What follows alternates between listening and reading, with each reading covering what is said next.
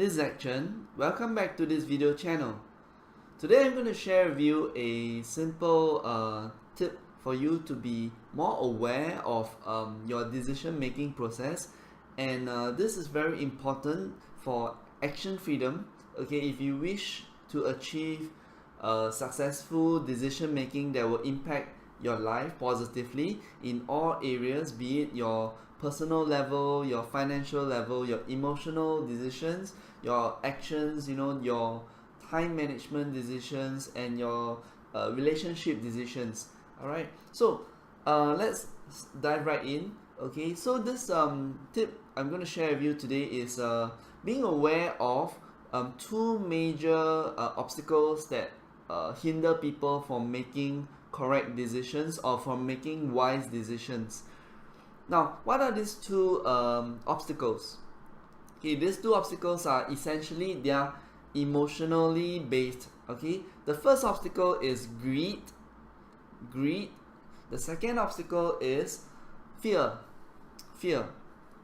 Okay, so let's start with greed first. All right, greed basically, the root word from greedy, right? Greed basically means that there is a desire or an urge for you to want more. Okay, and to the extent that probably is beyond what you need, beyond what is necessary, is your urge or your desire to basically have more than what you already have, and you will seek a bigger appetite for whatever you're talking about. So how does greed come into this conversation about being an obstacle to your decision making process? Alright, for greed itself, okay, if you were to want it so much and you want incessantly and you want excess of whichever thing that you're talking about, okay, there's gonna be a point where your urge or your desire, alright, becomes so strong that it will hinder your decision making process, whereby if you are usually considering factors and then conditions and all the pros and cons before you make a decision, at the back of your mind the greed, okay, will be there to influence and create a bias in your decision making process. Alright, so having greed actually stops you from taking action, even if you know what is the wise and good decision in a scenario that you face. You may not act on your decision, or you may choose another option to the decision that favors your satisfaction of your greed. All right. So let's take an example. All right. It's somebody. Okay. It's basically resting at home. And then it's a weekend, and he knows that there's a work deadline up. All right.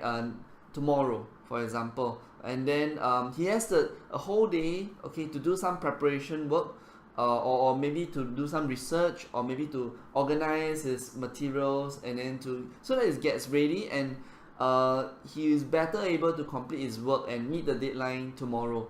But his greed for basically rest, his greed for leisure, his greed for basically lazing around or playing his computer games, or basically he's greedy for his own time, for his own pleasure. Alright, that greed leads him to procrastinating and making a decision that no, he won't do it. He will just wait till at work, and then probably rush through, and then probably miss the deadline. So this is the first example, like making a decision based on greed for time, greed for leisure. Now there's also other scenarios. There's so many of them. Okay, let's maybe work with just another example. Like somebody is invested in stocks, okay, in shares in the market, and after a couple of months or years, he found that the investment is making good returns, within his expectation, maybe 20% or 30%, which is very good in the stock market. And then he says, oh, that was my previous goal. I set up to achieve this kind of profits before I think that it's time for me to sell. But then his greed sets in. His greed wants more. Okay, his greed tells him that, hey, I think I'm already here for 30%. Why not I stay, and then maybe there's a chance that it will turn to 50%, 60%, and so on. And who knows, I've been so lucky with my purchase of this stock. Who knows, I can just gamble a little bit and then I'll get more. Okay, so that the greed for money kicks in, and that prevents basically all rational thought. And because of that, the decision making process is skewed towards waiting for the profits. And then if the market turns against the person, alright, for all you know, alright, it will go down and down, and then probably 50%, okay, 30% becomes 10%, 5%, 1%, and then before you know it, maybe it's turning into a loss. But his greed for more money actually prevents him from saying, hey, I think I need to exit the market and sell my stock so that I can get some money back. But instead, he just waits, and then maybe a huge, turn of events come around, then there's recession and all that, then the stocks go plunging and plunging, and then, he eventually suffers a loss when he initially could have made a more rational decision without greed, and he would have exited with a profit of 30%. Okay, so this is a second example. So greed itself, I hope that you are able to see where I'm coming from. Greed can be an obstacle in your decision making process because of getting yourself skewed against your rational thinking. Alright, now the second obstacle would be fear. Fear basically is very innate and very basic. Is a survival instinct that all human beings will have, and fear is common to everybody. Alright, but being aware of your fears is the first step, and then being able to manage your fear is the second step. So that when you're making a decision, you put fear, you acknowledge that you can have fear, and you basically accept it, and then you put it aside, but do not let the fear interfere with your decision making process. Alright, you can be afraid, but you make a wise and rational decision, weighing the pros and cons and considering all factors, so that you can tell yourself very clearly that I make a decision based on sound principles, based on sound decision making, that I can rest assured that I've done my best, and that the fear is there, but I have done what I could to control the outcome. So you must recognize this fact, alright? Because fear is an emotion that you were bound to have if you're a human being. But you recognizing that you have fear, and you not running away from your fear, but accepting it, okay, as an emotion that comes naturally, and then for you to be able to tell yourself that, hey, my rational decision making process, by considering all the options, actually gives me the best chance, okay, in face of such a difficult situation or such a challenging time, that fear will not be able to help me with. So I have to make a rational decision and put my fear aside.